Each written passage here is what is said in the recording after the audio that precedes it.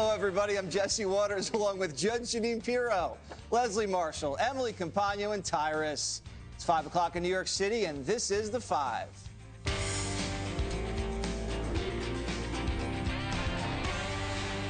Are you satisfied with your administration's response so far? If we'd been better mind readers, I guess we could have, but we moved as quickly as a problem became apparent to us. And we have to move with caution as well as speed, because we got to make sure what we're getting is, in fact, first-rate product. President Biden finally taking time to address the baby formula crisis before jetting off to Delaware this weekend. Joe deflecting blame after dropping the ball, but it's not the only thing he's screwing up. Inflation raging, the economy in turmoil, and the American people aren't buying what Biden is selling. Almost 80% say the country's headed in the wrong direction. Biden, who promised to be the adult in the room and to always have a plan, is once again caught off guard by a crisis he should have seen coming. American families can't get baby formula, but there are pallets of it for migrants at our southern border. Over 50% of supplies are out in some states, and if you're a concerned parent, Joe Biden says, don't worry, he's making a government website to help you find formula. This is a process. We're working on it very, very hard. There's nothing more urgent we're working on than that right now. We have set up a system whereby you can contact HHS and go to www.hhs.gov/formula. It just launched this website to help parents find resources, obtain formulas, including contact with companies and food banks and health providers that, in fact, may have access to the particular formula they need. In a way, they are stockpiling formula, and they're using it, the government, for illegal immigrants. Isn't that right? Couldn't that be one of the causes, Leslie, of the shortage? The pallets being stockpiled by the feds? No, I know you'd like it to be. Well, it's true. But this is a bigger picture. It is true. And I know everybody likes to blame, especially at the table, Joe Biden. But let me tell you why we're not going to blame. I'm not going to blame Joe Biden on this one, okay? Here's a few things. One, when you look at the original reason for the recall, it's bacteria and contamination, okay? And we have had bacteria and contamination of other products like lettuce, okay? We didn't have a shortage of lettuce. And the company, and what would happen? These companies would produce more. You don't have to eat a salad, wait. Yes, you do. You can skip the salad and go right to the My teenagers are entree. watching. Don't do this. You have to eat salad. Don't listen to Jesse, kids. Eat those So here's the thing, okay? A couple of things. One, monopolies. There are only 4 companies that make almost 100% of the baby formula, and the plant that is stopped is owned by the company Abbott that produces the most of these 4. 1, 2. Now I'm going to get my feminist hat on. I know you're going to get tired, getting excited for this. Okay, listen. When you have women have, a couple of weeks to a couple of months maternity leave, many women do turn to formula. I did, because they can't breastfeed for the duration that they should, which is the best for the child. And I know everybody can't breastfeed. I adopted a child. I used lactation pills. Those didn't work. I get it. But a lot of women, especially women, in the workforce, and especially lower-income women, they have to have formula because they can't stay home because we don't have maternity leave 6 months to a year like countries like Germany or Australia do. So this, to me, is a much bigger thing when you look at monopolies, when you look at the lack of maternity leave for women and the duration that it takes to breastfeed. Wait a minute. Is this about big meat and big companies? Is that what you're saying? It's everybody's fault? I'll tell you whose fault it is. The Biden administration won't even respond to Abbott saying, we can start up again in 2 weeks. The CDC said, and the Wall Street Journal reported, that there's no connection between this plant and the contamination. So what are we talking about? This is a government not giving approval to Abbott to open up. Yeah, you want the FDA to make sure there isn't bacteria and contamination. How long does it take before we have? If we're relying on the FDA, we're in big trouble. Well, Leslie was saying that men can breastfeed, so maybe they can make up the difference. I wish when I was breastfeeding that men could breastfeed. That's right, Mayor Pete. did, yes. That's right. He has no trouble in the Elon Musk Twitter saga, the world's richest man is putting his $44 billion Twitter takeover temporarily on hold, but then insisting he's still committed to completing the acquisition. Quote, Twitter deal temporarily on hold pending details supporting calculation that spam fake accounts do represent less than 5% of users. Musk needs to act fast. Biden's new disinformation czar already thinks she's qualified to start editing your tweets. And speaking of disinformation, the White House sure knows how to traffic in it.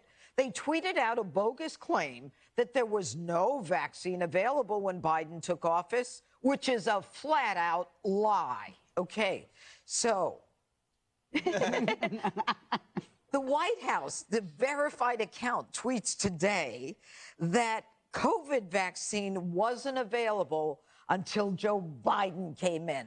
Now, let me ask you a question, Leslie. Why is it still up? Janine. Why didn't they content moderate that? Oh, please. It's a lie. Oh, please. People lie about, and I'm not even an important person. People lie about, like, me every single day. There are lies out there coming from everywhere. And Twitter is not, Twitter's a business. The White They're out there House to make wants money. to- They're not out there to decide who's telling the truth or lying. And But we know that's that. what they And say if we're they going wanna to Twitter do. for truth, then we have a problem. Wait you know a minute, what I mean? Leslie. The White House has this Nina Jankowicz, or whatever her name is, who's the disinformation czar, and they are actually tweeting out a lie, and they're not even, and they're still on Twitter. Why can they lie on something as important as when the vaccine was available? Can't you admit that's a lie? Is it a lie? Yes or no? It's not an accurate statement. It's not an accurate statement. But can I say something about Elon Musk? Because, Sure. of course, no surprise, I'm going to be saying something different than the rest of you. But somebody agrees with me, and I actually said at first that Elon Musk wasn't going to buy this for this price tag. And the person who said that is Donald Trump. Mr. Trump, after Leslie Marshall said that. So I told you so. He's not going to buy it. I disagree with you. I think this is somebody who likes attention. I think it's a circus. I think he's having fun. It was an outrageous amount of money, and I just don't think the deal is ever going to happen. If he doesn't do the deal, I think he owes $1 billion. Yeah, if the deal doesn't go through, he's sanctioned $1 billion.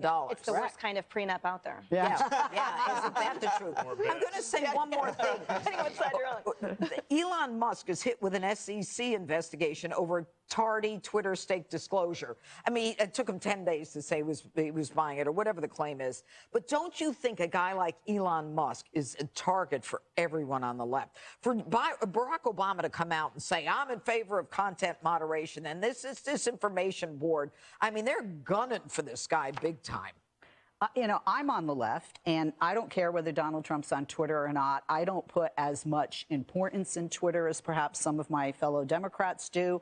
And what Elon Musk does or doesn't do really, I'm sorry, it doesn't really affect my life. Well, no, but it affects the left. He's just some rich guy who likes it. President Biden trying to get out in front of what most experts say is going to be a summer of increased crime.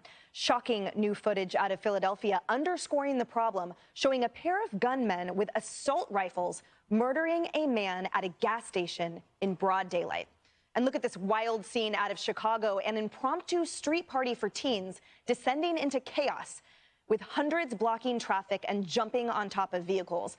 The president now trying to break away from far-left members of his party who want to defund police departments, with him asking states to use federal money for more cops. Watch. We all agreed, as I've said from the outset, that the answer is not to defund the police. The answer is to fund the police with the resources and training they need. We provided $350 billion directly to cities, counties, and states, independently of one another. Money that could be used to hire back police officers. Not a single Republican member of Congress voted for the money for law enforcement, public safety, to stabilize these budgets. Not a single one. But Biden also defending so-called bail reform. Watch. I think bail reform and the negative side of bail reform is vastly overrated. The idea that if you have no ability to make bail because you're poor, it should relate to the severity of the crime and what the problem is related that you're accused of. That's right. And this sort of self-imposed identity, Leslie, that this president has been putting forth for so long, it's so tired. It's such a recycled pack of lies that he's the moderate, pro-law enforcement guy. He hasn't been that for years, and he certainly hasn't been that as president whatsoever. So who do you think is buying this now strategy of his where he's changing his mind but pretending he was always there?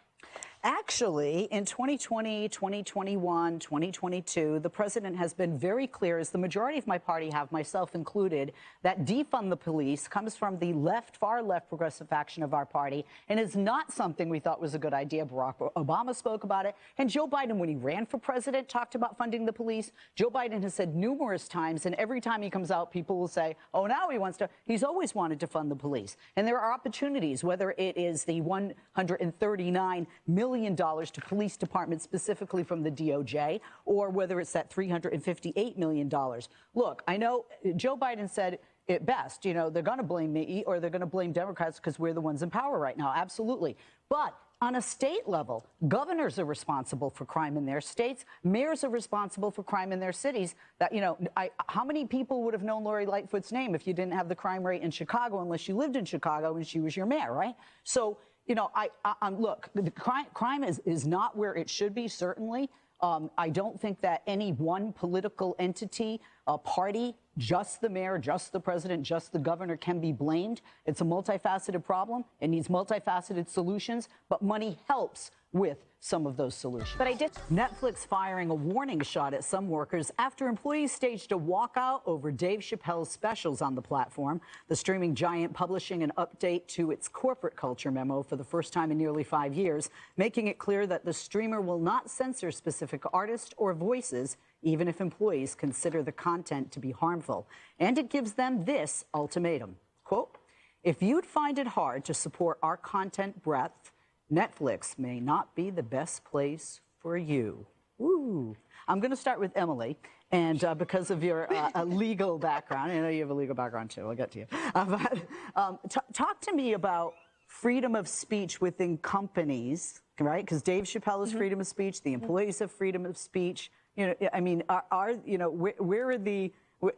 there any hooks here that help Netflix to be so bold? Well, short of a government employer, then your right to absolute free speech is definitely circumscribed in a private employer situation. But I think what's interesting here is that the position that Netflix is taking is they're taking a bit of separation from the content. So they're taking the same position that social media platforms did when people tried to have them be held accountable for the content, which was them saying, look, our audience is diverse, our content has a diverse breadth, and therefore love it or leave it, right? But they're not saying that they agree with or subscribe to something specific within it. They're just saying we host it. And I think what we've seen is a pressure coming from two places. One, woke employees, and the other from public pressure. We've seen obviously everything from Dukes of Hazzard to Paw Patrol to the Golden Globes in some way, form, or another make decisions or cancel altogether certain aspects of how they're run due to those two forces of pressure. But I love that Netflix is saying love it or leave it, and especially because it's to those woke employees who, with the power of the keyboard, think that they're some type of actual activist when really they're just probably Generation Z annoying avocado toast eating snowflake. Hey, I like avocado. I like avocado. But you're not Z. Tyrus, I wanted to ask you if you think this is similar to Spotify with Joe Rogan, and are you surprised that Netflix is backing Chappelle so heavily? I'm not surprised at all, because that's why I was like, finally, you know, I was about to cancel my Netflix subscription. This right here, I'm going to keep it a while for one good reason. Here's the deal. The American people spoke, and you know how they did? They started canceling subscriptions. Nobody wanted any more woke documentaries of how bad we are and how great some individual is, or some fake story of victimism, how they survived somebody not waving to them every morning. So it was amazing, and Netflix was like, wow, we're losing money in subscriptions. And then the one old white man in the back smoking a cigarette still going, well, you took all the good movies away. Of course they're leaving. They're like, you know what, Johnson, about time you spoke again. So we're going to start doing movies again and not make it about woke feelings. And that's what this is all about. And I'm not a lawyer. I'm just a dude who watches a lot of TV. Okay, I want the two of you to answer this quickly. You can fight over the answer. Is it what Tyrus says, or is it that Netflix, A, increased their prices, and B, you have so many other platforms, Hulu, Apple, Amazon Prime? You want to know from me? I'll go first, Jesse. Go ahead, Janine. Here's the thing. Once they said, that Netflix may not be the place for you, I did what he did. I went, yes. You know what? Now I'm keeping my subscription. I know the prices went up. I know there's competition, but I'm sick and tired of the wusses, and you know what I call them when I'm not on television. Oh, yes, I do. I'm sick of them. All right, and that's all I have to say. You know, and so go ahead, Jesse. That's it. I just think of all the things that are on Netflix: serial killers, war propaganda, slasher movies. They get upset about a guy that tells a joke about a girl that gets something down in between her legs. What is that? That's not offensive. It's a joke from a comedian. Lighten up. I think this is a shift in corporate posture towards the mob. You saw what happened at Disney. They stepped in it big time. You've seen what's happened with other companies that get involved in the culture war. I think Major League Baseball got rocked out of Atlanta, and they went over there. They don't want to deal with this anymore. They want to be like Jordan. Remember Jordan? Republicans buy sneakers too. Exactly. Yep. Stay neutral. Be Switzerland if you're a Fortune 500 company. You can deal with the internal HR situation internally. You don't have to showcase how woke you are to the world. Look what happened with Black Lives Matter. They just spent, what, millions of dollars paying off that charity. Look what happened to the money. It got stolen. I think they're waking up. You know what? Forget about Switzerland. Be American. First Amendment. Free speech. I'm done. Okay. And I like those serial killer programs. Coming up, it's the end of an era. Jen Psaki signing off as White House press secretary. We're going to circle back on that next. Today was Jen Psaki's last day as White House press secretary. She's likely headed for a liberal safe haven of MSNBC. And in her honor, let's circle back to her most cringeworthy moments. Why is the administration flying thousands of migrants from the border to Florida and New York in the middle of the night? Well, I'm not sure that it's in the middle of the night. Has President Biden ever been to the southern border? In his life? Yes. I will have to look back in my history books. In terms of specific conversations, I'd refer to the State Department. They would have more specifics. I would send you to DHS for any more specifics. Is there going to be a softer, I guess, approach in dealing with Senator Manchin? I would doubt he's a withering flower on the side of the road. I'm happy to circle back with our team on that specific report. Circle back, circle back, circle back, circle back. I hate to disappoint conservative Twitter, but I am going to circle back. Wow, that was liberating. So since we're running a little short on time, I think it would be nice if we all maybe helped her with a new name of her new show, since it hasn't been announced yet. My pick, of course, is Psaki's World. Psaki's World. Judge? Jen Psaki Primetime. Yes. How about Make It All Up by Jen Psaki? I like it. I like it. Psaki bomb. All right. But can I just say something? Okay, two people who I love dearly, Dana and Kaylee, who were press secretaries, have done a great job changing their career into television careers. So I think she can do a good job, and I think we should wish her well. Yeah, but you just said bomb. Yeah. You never want to be called bomb. No, the bomb, Psaki bomb. Yeah, or bomb, like ratings. Oh, no, All right, no, Waters. no. Listen, it's time now for one more thing. Take it home. Okay, this is in Florida. These Good Samaritans, check this out. They rushed to help an unconscious driver drifting through traffic. And this made me cry because my mom didn't have that, but Good Samaritans helped my mom, and she wouldn't be alive without those people. So I love when I see people being people. So